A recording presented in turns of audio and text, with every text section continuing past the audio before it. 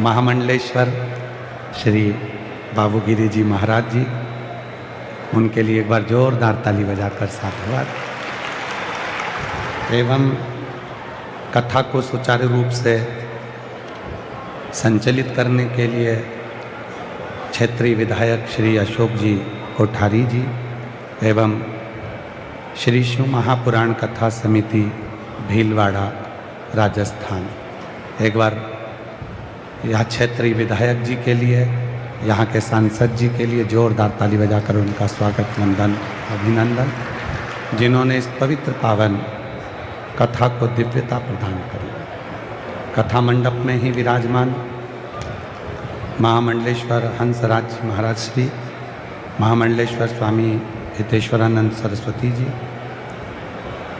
पंचायती निरंजनी अखाड़े के अध्यक्ष महंत श्री रविंद्र पुरी जी, अखिल भारतीय अखाड़ा परिषद के हनुमान जी के महंत श्री बलवंत गिरी जी, दिगंबर कुशाल भारती जी, महंत राम रतन गिरी जी, महंत दिनेश गिरी जी, एक बार इनके लिए भी जोरदार ताली बजाकर साधुवाद।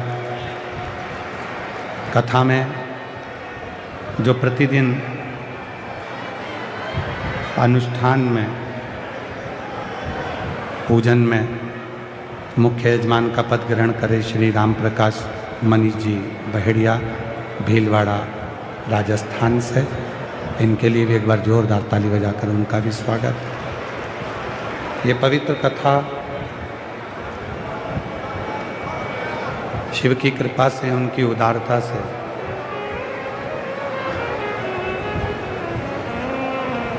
संपूर्ण जगत के कल्याण के लिए, संपूर्ण विश्व में ये कथा एक विश्वास देती है।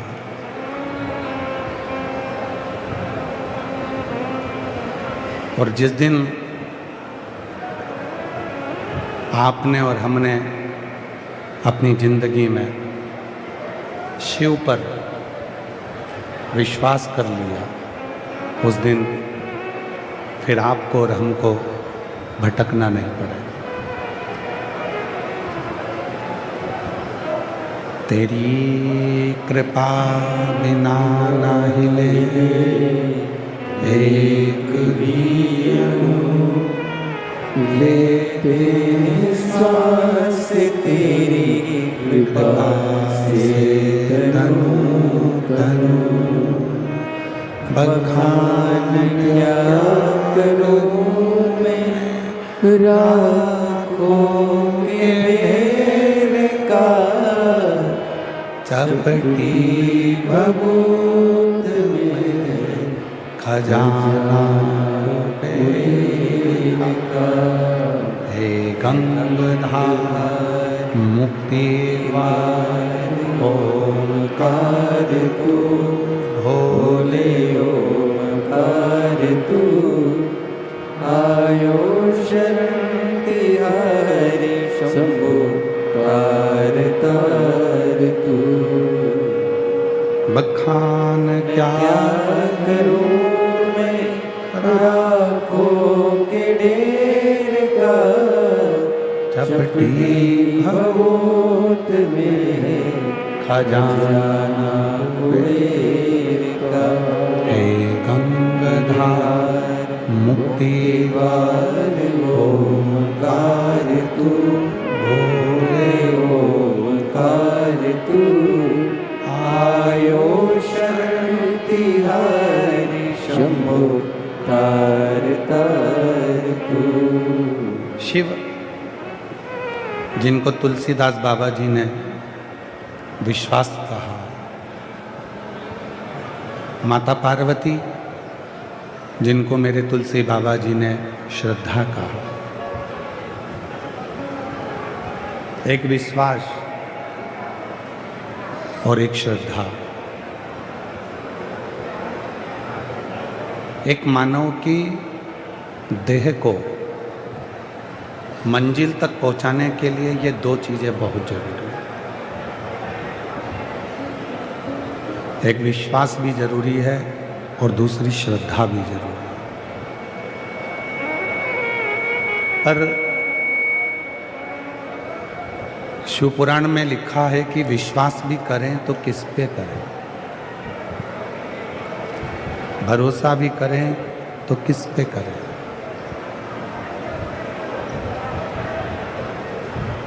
हम किस पे विश्वास करें, हम किस पे श्रद्धा करें।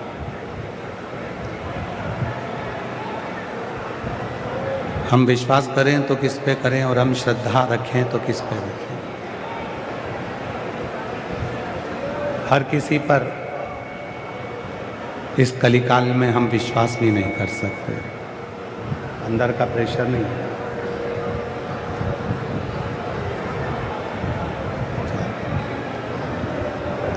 हर किसी पर हम विश्वास भी नहीं कर सकते। इसलिए शिव महापुराण की कथा कहती है कि विश्वास करना है तो केवल देव अधिदेव महादेव पर, अपने पिता पर और अपने आप पर इतना भरोसा रखो कि जिंदगी की कोई भी अड़चन आ जाए उसको समाप्त करने की जवाबदारी तुम्हारी भी है, शिव की भी है और घर के पिता की भी है।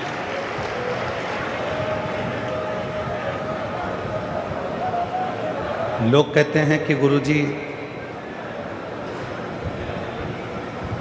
धन संपदा पैसा आज के ज़माने में हर आदमी को बिगाड़ देता है,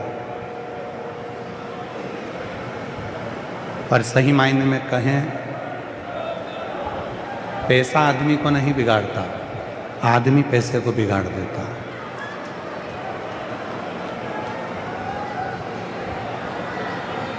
हे बाबू लोग कहते हैं कि धन आया, संपदा आई, पैसा आया तो इस पैसे ने आदमी को बिगाड़ दिया, पैसे ने आदमी को बिगाड़ दिया। पर शिव महापुराण की कथा कहती है कि पैसा आदमी को नहीं बिगाड़ता, बल्कि आदमी पैसे को बिगाड़ देता है। उस पैसे को कहाँ लेकर जाना है, कब लेकर जाना है, किस जगह पर लेकर जाना है और आदमी उस पैसे को कहाँ लेकर जा रहा है। इस बुद्धि को, धन को, इस विवेक को, इस सोच को, इस बुद्धि को व्यक्ति को कहाँ लेकर जाना है और वो कहाँ लेकर जाता है।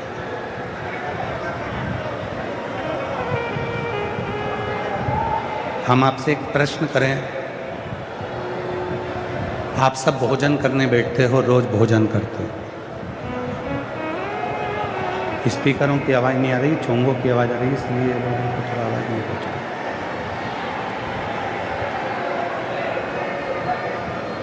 आप सभी लोग भोजन करते हो, भोजन ग्रहण करते हो। एक प्रश्न है, उत्तर दीजिएगा। सब्जी अच्छी बनी है, आपने भोजन किया। अचार अच्छा है, आपने भोजन किया। रायता अच्छा बना है, आपने भोजन किया। और उस भोजन की थाली में दाल अच्छी है, सब्जी अच्छी है। मान लो एक सब्जी, उसमें नमक नहीं है, सारी सब्जी अच्छी बनी है, सब तरह की जो सब्जियां हैं वो सब अच्छी बनी है, पर एक सब्जी ऐसी है जिसमें नमक नहीं है। और जिस सब्जी में नमक नहीं है, पूरी थाली के भोजन में आपका ध्यान उसी सब्जी पर बार बार जाएगा। इसमें नमक नहीं है, इसमें नमक नहीं है, इसमें नमक नहीं है।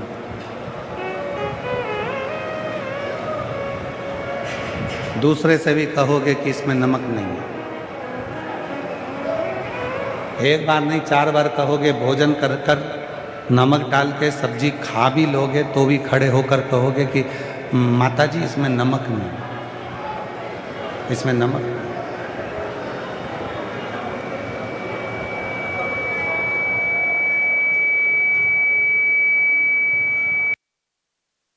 बार बार ध्यान जा रहा है कि इसमें नमक नहीं। उसी तरह हमारा संपूर्ण जीवन, हमारा संपूर्ण जीवन, हम प्रयास करते हैं, आवाज नहीं आ रही अंदर, हम प्रयास करते हैं कि हमारा संपूर्ण जीवन में हम कुछ अच्छा देखें।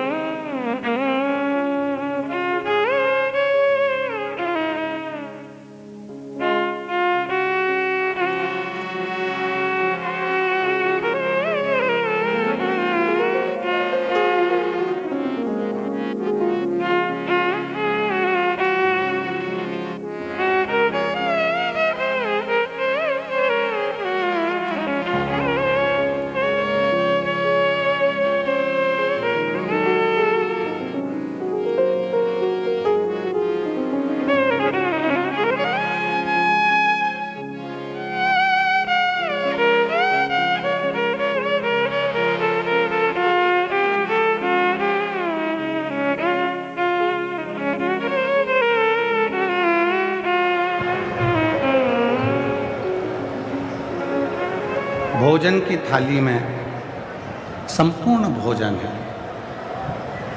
संपूर्ण भोजन, पर उस भोजन की थाली में एक सब्जी है और उस सब्जी में नमक नहीं है। जिसमें नमक नहीं है वो सब्जी हमारे स्मरण में बार बार आती है, बार बार। वो सब्जी हमारे ख्याल में बार बार आ रही है कि इसमें नमक नहीं है, इसमें नमक नहीं, इसमें नमक नहीं। उसी तरह शिव पुराण कहती है मानव का जीवन भी ऐसा ही है। किसी को भी देखता है तो उसकी अच्छाई ग्रहण नहीं कर पाता, उसमें से बुराई ढूंढने का प्रयास करता है कि इसने गलती क्या करी है, इसने बुरा क्या करा, क्या गलत कर दिया, क्या बुरा किया, वो ढूंढने का प्रयास करता है। पर शिव तत्व कहता है, मेरे भोले बाबा, मेरे शंकर भगवान, मेरे ओघड़दानी, मेरे त्रिकालदर्शी, मेरे कैलाशी अविनाशी शिव सभी जीव में समता का भाव रखते हैं। कोई बड़ा नहीं, कोई छोटा नहीं।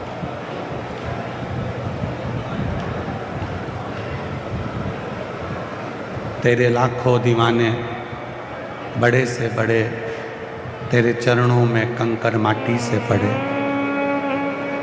उसके लाखों दीवाने, सब सम, सबकी समता। हमारे बीच में श्री आनंद प्रकाश जी ब्रह्मचारी महाराज हरिद्वार से पधारे हैं। एक बार जोरदार ताली बजाकर उनका स्वागत, वंदन, अभिनंदन। शिव तत्व की प्राप्ति समता में। हमने पहले भी कथा में कहा, आज फिर कहते हैं, मेरी माताओं, जितनी भी मेरी बुजुर्ग माँ बैठी हैं, आप लोगों से निवेदन करूं मैं, तुम्हारी बड़ी बहू कितनी भी अच्छी हो, फिर भी छोटी बहू की बुराई मत करना, और तुम्हारी छोटी बहू कितनी भी अच्छी हो तो भी बड़ी बहू की बुराई मत करना, कभी मत करो। क्या कारण है? उसका एक कारण है, बुढ़ापा आते आते हो सकता है कि गेंद किसी के भी पाले में चली जाए और किसी से भी पाला पड़ जाए। इसलिए अपनी बुद्धि में ये बात बिठा कर रखो, अपने विवेक में ये बात बिठा कर रखो कि हमें किसी की निंदा नहीं करनी, हमें निंदा से परे।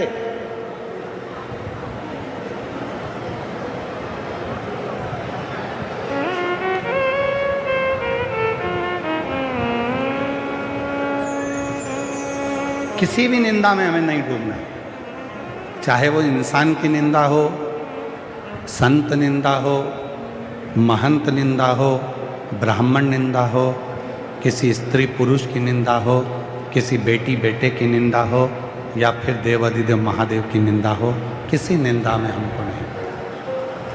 एक कथा आती है चंचुला देवी की।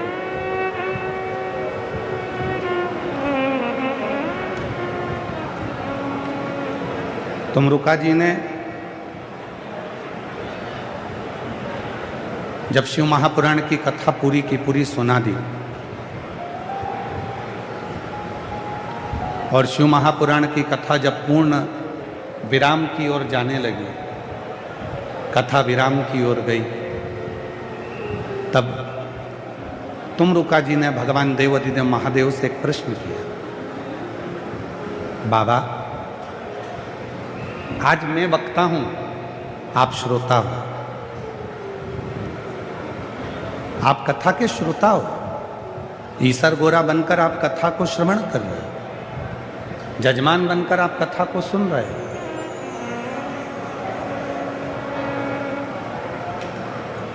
और जजमान, जो कथा का यजमान बनता है, वो कोई साधारण नहीं होता। कोई पिछले जन्म के अच्छे कर्म मुझे बाबा तेरा साथ मिला, कोई पिछले जन्म के अच्छे कर्म मुझे बाबा तेरा साथ मिला। जहाँ सारी दुनिया झुकती है, जहाँ सारी दुनिया झुकती है, मुझे वो वाली दरबार मिला, दरबार मिला। कोई पिछले जन्म के अच्छे कर्म मुझे बाबा तेरा साथ मिला, कोई पिछले जन्म के अच्छे कर्म मुझे बाबा तेरा साथ मिला। तुमरुका जी भगवान शिव जी से कहते हैं कि प्रभु आज मैं वक्ता बना हूं, आप श्रोता हो, सुनने बैठे हो। भोलेनाथ आप यजमान बनकर बैठे हो, आप कोई साधारण नहीं, स्वयं शिव यजमान बनकर बैठे।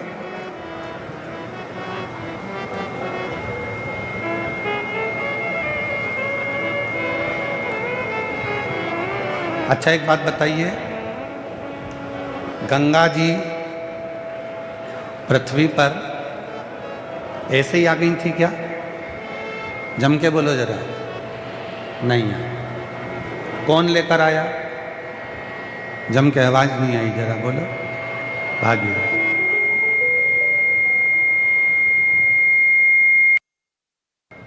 गंगा जी पृथ्वी पर ऐसे ही नहीं आई हैं, उनको लेकर कौन आया? भागीरथ जी। गंगा को लाने के लिए भागीरथ की जरूरत पड़ती है, और शिव महापुराण को लाने के लिए शंकर के किसी भक्त की जरूरत पड़ती है, तब जाकर ये शिव पुराण आता है। थोड़ी बड़ा आवाज।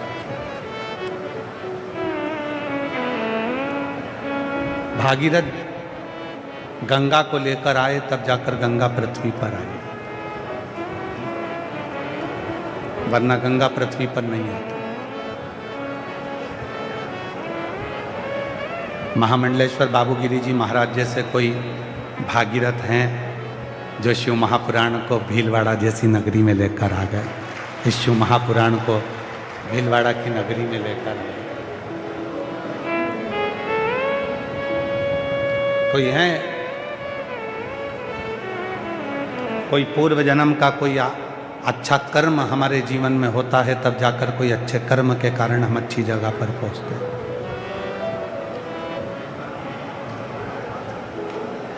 यहाँ जयपुर से आत्री जी और उनके साथी लोग आए हुए हैं। कहाँ बैठे हैं? ये आत्री जी। और अभी इन्होंने जयपुर मानसरोवर में सुंदर शिव महापुराण की दिव्य कथा का आयोजन कराया। शिव पुराण की आत्री जी के शब्द थे, गुरुजी हमारी संस्था ने ढेरों कथा कराई, पर जो कथा शिव महापुराण की हुई उसको कराने वाला हम तो नहीं थे, शिव जी करा रहे थे और शिव जी ही सुन रहे थे। ये इनके शब्द थे। धन्यवाद। ये इनके शब्द थे। और भीलवाड़ा के क्षेत्र में भी जो कथा हो रही है, भीलवाड़ा नगर में जो कथा हो रही है, भीलवाड़ा कि शिव महापुराण सेवा समिति इस कथा को करा रही है। विधायक महोदय कोठारी जी, सांसद महोदय अग्रवाल जी, इस पूरे क्षेत्र के आनंदमय महामंडलेश्वर श्री बाबूगिरी जी महाराज, यजमान परिवार और ऐसे ना जाने कितने परिवार इस कथा को संजोने में लगे हुए हैं, इसको बढ़ाने में लगे हुए हैं। ये कथा कोई साधारण नहीं है।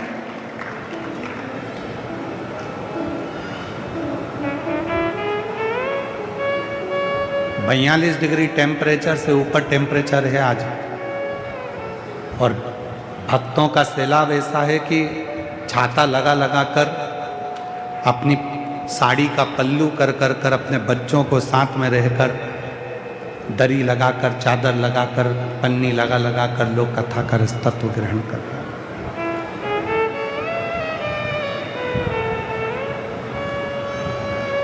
किसी को कहा जाए इतनी गर्मी में कि आप अपने घर से बाहर निकल जाओ तो कोई नहीं निकलेगा।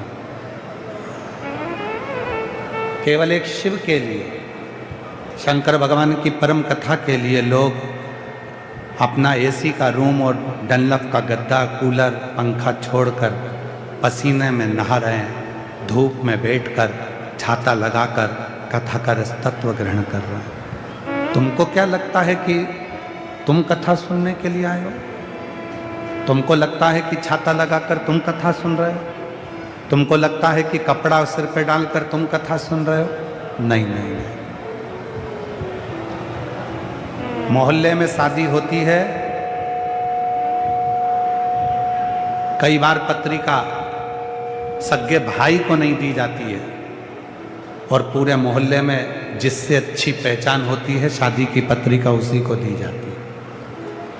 कई लोग ऐसे हैं जो अपने भाई के घर की शादी में नहीं जाते, और मोहल्ले में किसी से इतना प्रेम हो जाता है, रिश्ता हो जाता है कि उसकी शादी में जाना जरूर पड़ता है। उसी तरह यदि आप सिर पर कपड़ा डालकर, छाता लगाकर, धूप में बैठकर, गर्मी में भी शिव पुराण की कथा सुन रहे हो, तो समझ लेना कि आपका शंकर जी का कोई पुराना रिश्ता बड़ा प्रबल रहा होगा जो आप यहाँ पहुँचे। और वो रिश्ता साधारण नहीं है। क्या देकर भेजेगा मेरा बाबा? आज कथा का छठा दिवस है, 2 बजे से 5 बजे तक कथा हो जाएगी। कल कथा का 7वां दिवस हो जाएगा, सुबह 8 बजे से 11 बजे तक कथा हो जाएगी। टीवी पर वही 2 बजे से 5 बजे तक आ जाएगी। पंडाल में आज शिवरात्रि है कथा की, रात भर शिव भक्त खूब भजन करते हैं, नाचते हैं, गाते हैं, स्मरण करते हैं। सुबह 8 बजे कथा सुनते हैं, 11 बजे रज को नमन कर कर, प्रणाम कर कर अपने अपने गंतव्य की ओर चले जाते हैं। क्या देगा वो, कैसे देगा वो, कब देगा वो उसके ऊपर निर्भर करता है। वो उसके ऊपर निर्भर करता है। किसी दूसरे की सामर्थ्यता नहीं है। एक लड़का बैठा है जिसकी नेत्र की ज्योति नहीं। महाराज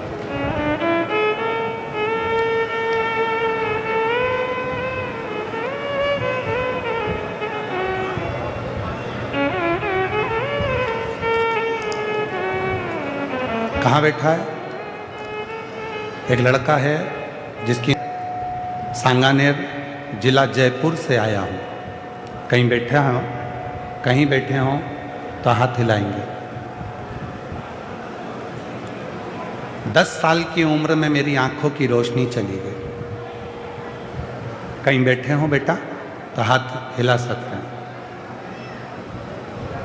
मेरा नाम शिवजी शर्मा, गांव भगोरिया, तहसील सांगानेर, जिला जयपुर से आया हूँ। मेरा मोबाइल नंबर ये है। एक लोटे जल का मैं क्या वर्णन करूँ गुरुदेव।